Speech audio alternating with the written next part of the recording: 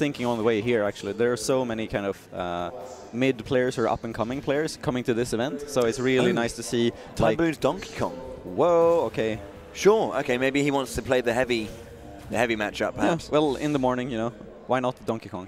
Well, we're going right into it, see if we can get everything sorted here with the tags as well. But yeah, and okay, Donkey Kong versus King Dedede. I wasn't expecting that, but this is going to be interesting. I don't think I've seen this matchup, to be honest. It's one of those, like, it looks so funny on paper, but I haven't actually seen it. It's actually going to be very interesting. Yeah, again, the very like horizontal nature of Donkey Kong's recovery might be exploitable for elements of D3's kit. Yeah. Things like this, for example, like being able to just get over and because he's got a very like, you know, over the top overhead kind of hitbox. Yeah. Yeah, it's interesting. I haven't seen ThymeBalloon play too much Donkey Kong. I have heard that he's been playing the character, but I didn't know he'd bring it out in tournament. But gets put away quite simply in the first stock, but making a big percentage back early on in his second. So yeah, I think for everyone it was just like time to wake up right now, because he went about almost a minute without getting any percentage in at all. But now he is finally on the board with almost a stock here for 111. With both these big boys, it's going to be hard to get them out, but if you clap them like that, they're going to fly right out. Yeah, he's got a massive hitbox there, you can see, and he was coming down with the inhale, but the claps just caught him. Yeah, too strong. Yeah, this is a really interesting matchup. Actually, this is so wacky to me. That's like the only thing I can think about when I see these two characters going. Very nice. Yeah, coverage of those options. Went with the Gordo to get down off the edge, forces him either to roll on stage, but covered that with his inhale, with his down smash rather. Yeah. I mean, we were talking. Ooh, okay. Had to do something. Oh my God. Okay.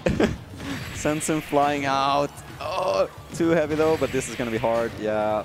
Needs to go at this point, seeming like he needs to wait and go high, but Cerulean, easy, simple edge guard for him.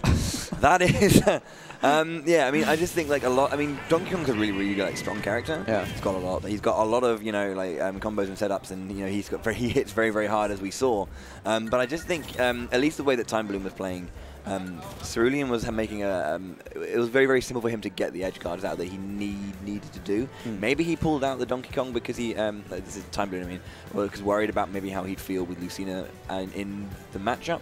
But the way we saw Cerulean, edge guarding, we have the very like horizontal nature of the recovery, but the using the Gordos, they have like they bounce, they go high, so he's like trying to get over and around, and same with the forward air, it kind of comes down quite a lot, so he can go overhead, and punish that way. So yeah, and we were talking about kind of the like heavies being kind of commitment heavy with the startup times and two, but now we have two heavies against each other, so it's very like even more so, like if you do miss that big hit, then you can get punished, but really hard between these two characters.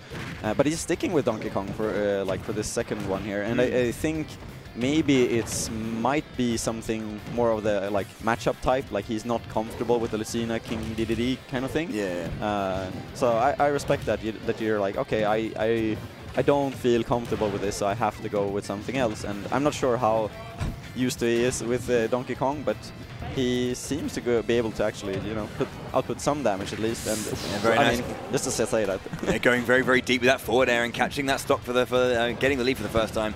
Yeah, I noticed that he's trying to be like not overly aggressive, but he's being fairly aggressive. Trying to get in on Dedede quite a lot. Yeah. So he's been going with these landing nairs, just hitting shield and getting punished for it. Using not going to the edge and actually using the upbeat to go over and hit that Gordo back.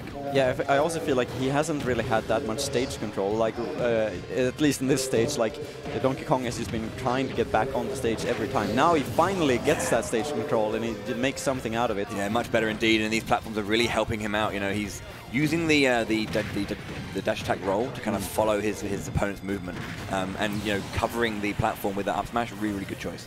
Yeah, I mean that looked like nice for Cerulean, but it's still one stock down, so it is, Oh yeah, I mean that's gonna work. Like if he goes for those hammers and he actually gets the shield break again, like we saw yesterday, that would be something.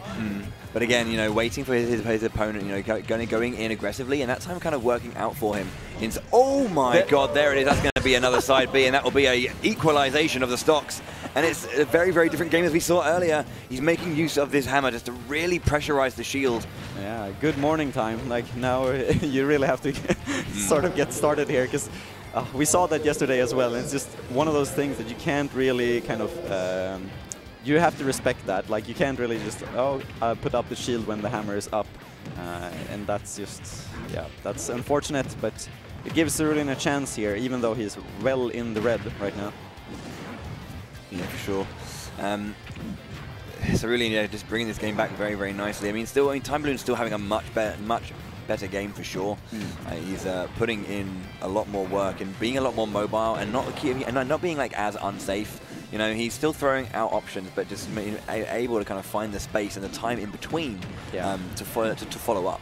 And I just came to think of, like, this is the top 32, so it's so funny to see these two characters like going at it in this far into the kind of into the tournament. So here it is, turnaround clap. The forward smash will be that one. ThymeBalloon equalizes the game. It's important for him to get that. Yeah, definitely. Oh man, seeing some nerves here. Yeah. Cerulean, yeah, tournament nerves and match nerves are a thing that he's been displaying, but also dealing with very, very well. Yeah. You know, sometimes I know those nerves kind of like almost like center and focus you because you're trying to keep them under control. So then you can just focus on that moment, and it's just it brings you in. You know. Yeah, definitely gets you hype and going. I think.